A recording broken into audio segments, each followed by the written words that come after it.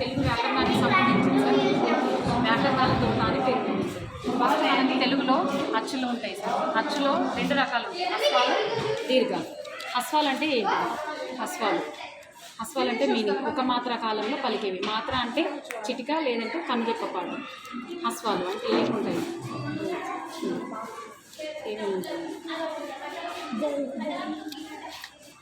తర్వాత దీర్ఘాలు అంటే 2 మాత్ర కాలంలో పలికేవి.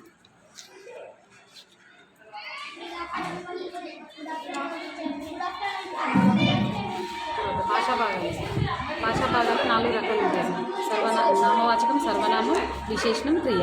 ఈ క్రియలో 2 రకాలు ఉంటాయి, సమాపక క్రియ, అసమాపక క్రియ. నామవాచకం అంటే ఏంటి? పేర్లను తెలియజేసేది.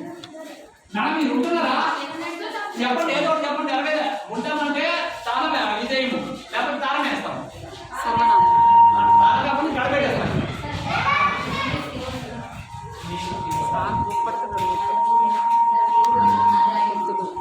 వచనాలు, ఏకవచనం, బహువచనం, విరామ చిహ్నాలు.